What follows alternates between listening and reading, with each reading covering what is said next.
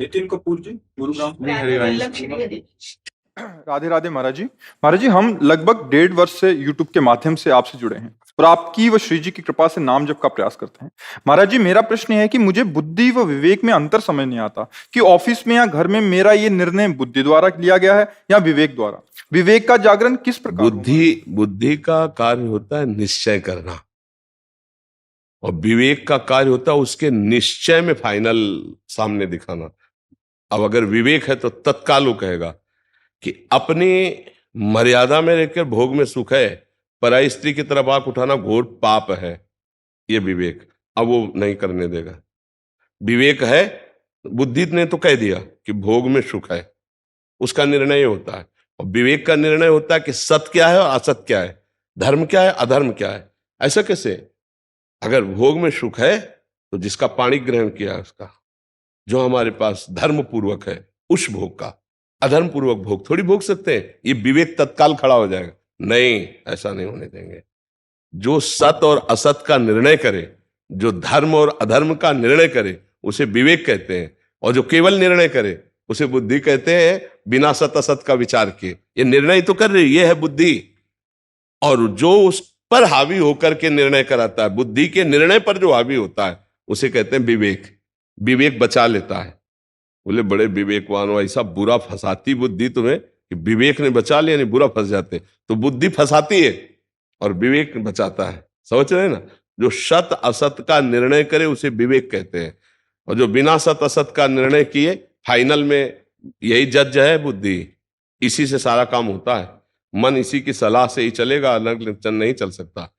मन बुद्धि को अपने पक्ष में कर लिया है, और मन को इंद्रियों ने पक्ष में कर लिया है, और इंद्रियां भोगों में रत है। तो जो इंद्री बोली कि ये भोग भोगना है, तत्काल मन ने दस्तखत करवाए बुद्धि से, हाँ भोगो। लेकिन विवेक है तो दस्तखत नहीं होने देगा। नहीं, सत्संग में सुना है ऐसा नहीं होना चाहिए, मर जाए चाहे जाऊं, मैं ऐसा नहीं करूंगा। ये आ गया विवेक। बुद्धि ने तो हाँ कर दिया था, मन ने बुद्धि से दस्तखत करा लिए थे, लेकिन विवेक ने बचा लिया। होए विवेक मोह भ्रम भागा, तब सब विषय विलास विरागा। विवेक और बुद्धि का अंतर समझ पा रहे हैं? महाराज जी, जब हमारा जैसे समर्पण नहीं था, तो हमने ये 2 जजमेंट में से एक सोचा कि हमें ये करना है, और बाद में उसमें पछतावा हुआ कि क्या मेरा विवेक क्यों नहीं जा रहा उस समय, क्यों मैंने सही डिसीजन नहीं ले ली। हाँ, इसलिए कि आपके अंदर मलिनता अभी है, बुद्धि अभी मलिन है, विवेक पूर्ण रूप से जागृत नहीं हुआ, इसलिए ठीक निर्णय नहीं हुआ। ये पश्चाताप तो हर एक को होता है, नहीं होता? तो बुद्धि तो काम कर रही थी, विवेक नहीं था। पर विवेक तो साधु संग से होता है, वो बाजार में मिलता नहीं, वो स्वयं पैदा नहीं होता है। जागृत कैसे करना है? संत संग से। जो साधन गुरुजी देते हैं उसी से विवेक जागृत होता है। ये विवेक बाजार में नहीं मिलता, नहीं खरीद लिया जाता। बुद्धिमान बहुत है सब, विवेक नहीं है। विवेक है साधु संग के। एक बच्चा एकांतिक में एक दिन सत्संग सुनता है, उसने कहा मेरे मित्र मुझे ऐसा ऐसा सिखाते हैं, और ऐसा ऐसा, मैं चाहे जैसा मर जाऊं पर मैं ऐसा नहीं करूंगा गुरुजी, क्योंकि आपने ऐसा कहा। वो बात में छोटा बच्चा एक निष्ठा खड़ा होकर के अपने आप दिखा रहा था। ये क्या है? उसके अंदर विवेक जागृत हो गया। ये बच्चे गलत सिखा रहे हैं, क्योंकि गुरुजी कह रहे ब्रह्मचर्य से रहना, ये गलत सिखा रहे, मुझे नहीं करना, ये गलत काम। संत संग के बिना विवेक नहीं आता, वो बाजार से नहीं मिलता। बिन सत्संग विवेक न हो। तो देखो, आपके अंदर सत्संग सुना तो विवेक तो आ रहा है ना, कि आप बचना चाहते हो बुद्धि के निर्णय से। आ रहा है ना विवेक, यही विवेक आ रहा है कि आप बचना चाहते हो कि ये बुद्धि ऐसा निर्णय किया और फिर इसके बाद मुझे पश्चाताप होता है कि मैं सही निर्णय क्यों नहीं कर पाया। तो विवेक जागृत हुआ है, लेकिन अभी वो सफल नहीं हुआ है।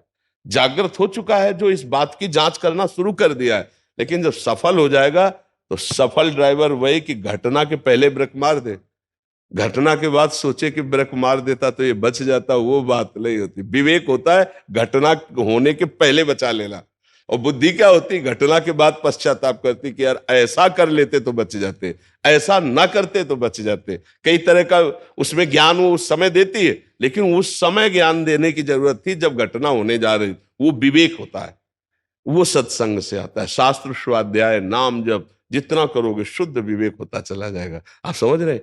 हाँ, अब गंदा भोजन पाओगे, गंदे दृश्य देखोगे, गंदे लोगों का संग करोगे तो अविवेक जागृत होगा, विवेक नहीं, अज्ञान जागृत होगा। समझ पा रहे हैं? महाराज जी, जो हमसे रह रहा, पीछे गलत हो रहा, बोलो, तो वो भूलो, हमारा प्रारब्ध। भूलो, उसको भूलो। वर्तमान को भूत के चिंतन में नष्ट करना मूर्खता है। भाई अच्छा हुआ या बुरा वो तो हो गया, समय तो गया ना। अब मैं इस वर्तमान के सेकंड को उसमें क्यों नष्ट कर रहा हूं? ये मूर्खता है। इस समय मैं बोलूं राधा राधा, वो भी ठीक हो जाएगा और आगे भी भविष्य भी ठीक हो जाएगा। वर्तमान को संभालने वाला विवेकी होता है। जो भूत और भविष्य की चिंता में वर्तमान के समय को नष्ट करता है उसे अविवेकी और मूर्ख कहते हैं।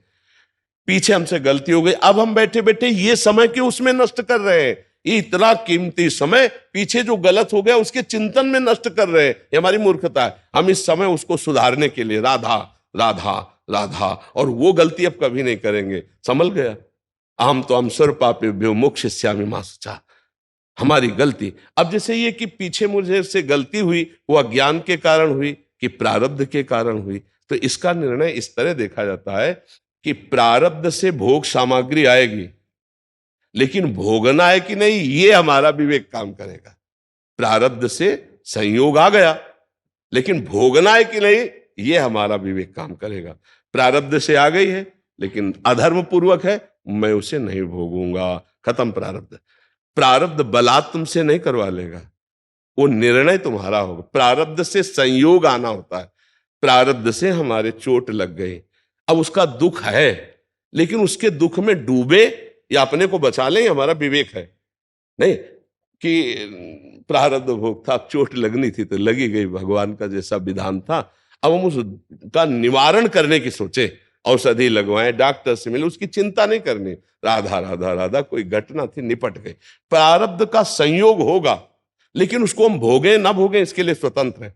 प्रारब्ध ये नहीं कि बलात् आपसे बोले हमारा पाप कर्म हो रहा है, बोले हमारा प्रारब्ध इसलिए हम भोग रहे, ऐसा नहीं है। प्रारब्ध से भोग का संयोग बनेगा, लेकिन भोगना ना भोगना है तुम्हारी बुद्धि विवेक के अंतर्गत की बात है। समझ रहे? प्रारब्ध ऐसा कोई बहुत बड़ा देवता नहीं है, प्रारब्ध हमारे पूर्व कर्म का संयोग है। बहुत बहुत समझने की जरूरत है, नहीं तो बुद्धि जो है हमको फंसाती रहती कि भाई हमारा संयोग लिखा था, हमारा प्रारब्ध था इसलिए ऐसा ऐसा नहीं। माना कि प्रारब्ध में वो संयोग है, लेकिन विवेक तुम्हें मिला, कोई पशु नहीं हो। बुद्धिमानी से बचा लो, आगे संस्कार न बिगड़ने पाए। राधा राधा राधा, बच गए। समझ रहे जी?